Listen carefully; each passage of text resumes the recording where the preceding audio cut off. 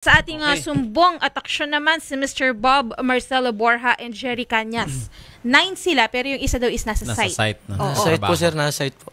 Okay. Sila ay mga construction workers. Ayan. Reklamo nila itong kanilang kumpanya dahil sa hindi tamang pasahod and wala rin daw pong benefits, attorney. And 537 ang minimum dapat dahil yes, nasa Cubao, nasa Metro Manila. Nila.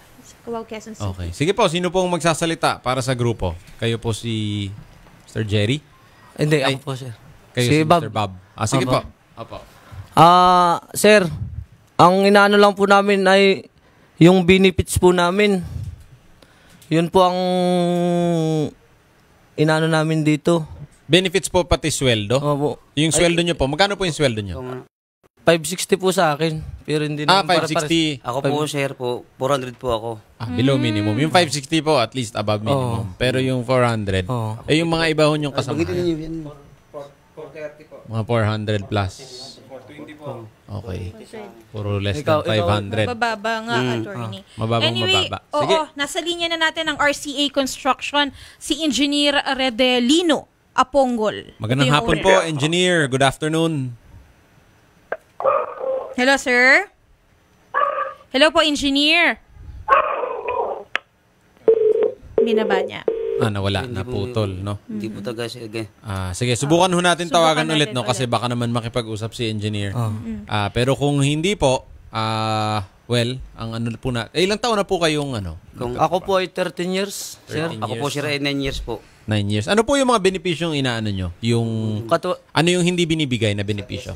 SS wala? SS, pag-ibig at PhilHealth. PhilHealth, 13 month. Kasi po, no? Meron po kaming 13 month kaso sa akin. Nandyan na ho si Engineer. Hello po, Engineer Apongol. Binababa niya, attorney. Hindi, nagre-ring pa rin. Okay, sige po. Sige, baka subukan natin one more time, no? Pero po, ganito, no? Kung yung mga benepisyo na hindi nyo natatanggap, pag idudulog po yan, hindi yan sa labor eh. Kung SS, sa SS. Pag-ibig, PhilHealth. Pero po, yung sweldo na hindi nyo natatanggap ng tama, definitely sa labor po yan. No? So, susubukan nating makipag-coordinate kay Engineer Apongol sa may-ari para po masolusyonan yung inyong kakulangan. Pero kung ayaw ho talaga makipag-usap sa atin, well, wala po tayong aasistahan po natin kayo sa labor. Ituturo ko naman po lahat ng project namin ngayon eh. Opo. Saan po ba ang site nyo, sir? Sa native po kami. Saan po yung native? Sa may partas po, ma'am. Sa likod po ng partas. Na ito po may ano po kami. Saan? Sa may likod po ng partas. Kasi saan yan? Pasay, Marikina, Quezon City? Cubao din. Okay. Yung office nila saan? Ito po, ma'am. Yan po yung ginagawa namin unit. Kasi townhouse po yan. Marami po siyang project ngayon. May building pa po siya ngayong project. Sa Iscamias. Bayad pa ang inyong overtime? May bayad po. Bayad naman po. Ang problema lang talaga sahod. Ano po yung basis ng overtime ninyo kung below minimum wage? Kung magkano yung sinesweldo nyo? O minimum wage? Kung halimbawa, sa 560 sa akin, di 70. Sa akin naman, sir. Divide dun sa ano. Sa akin naman, sir, kung 400, sir, 50 lang po, sir. So mali pa rin. Kulang pa rin. May overtime pero kulang. Kulang pa rin. Okay, kulang talaga. Sir, nagbibigay po siya sa amin ng 13-month pay. May talagang mababa lang po yung binibigay niya. Tapos may pinapapirman siya sa amin. na blanco. Walang amount. Walang amount po. Nakalagay na sulat din doon. Hindi, para pag nagkaroon ng kaso, may nakasulat na doon. Lalagyan niya ng amount. Ang ano dyan, ano natin, no? Well, mukhang hindi na tayo siguro sasagutin. Puro ringing lang. Tutulungan na lang ho natin kayo na dumulog po sa labor. Pero baka po kung may gusto kayong sabihin, kung naririnig naman, pwede naman po. Sir, kung naririnig man nyo kami, sana ano ninyo sa amin yung benefits namin.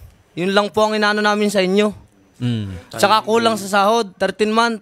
Yun lang naman po eh. Opo. Alam ko po, nakikinig kayo.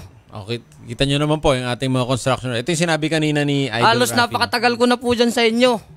13 years po, 2005 pa, ginawa po natin ng FSS 1, FSS 2 sa may Scout Wason. Sa may tapat ng Max. Yan po ang mga building na ginagawa natin dati, tsaka mga townhouse sa tagal po ng pagsasama natin sa loob ng 13 years. na walang benefits na kayong binibigay sa Sige amin. po. Ganito na lang, sir, ha? Tulungan po namin Tulungan na kayo. lang po natin kayo kasi Opo. hindi naman natin Opo. tayo sinasagot. Bigyan po So, namin kayo ng contact person po namin sa labor para po kayo ay maasistehan. Maipatawag po natin ang inyong amo doon. Oh, pwede po Opo. naman natin Doon po kayo puntahan eh, maglatagan. Opo. Okay? Sige po. Susapin po namin kayo sa kabilang studio. Maraming Salamat po. Opo. sige po. Sige po. Yan din, Salamat po. attorney, ang mahirap din sa atin, yung kadalasan, may kasabihan nga tayo, itong mga construction workers natin, gumagawa sila ng magagandang building, ginagawa nila yung magagandang building na yan, pero sila mismo, ang mga gumawa niyan, hindi basta-basta makapasok Yes. sa mga Kaya napaka... tinayo nilang building. Mm. Okay. Okay. Isingit na natin to, attorney, si Sige, may Miss counting oras pa Emelita tayo. Morte.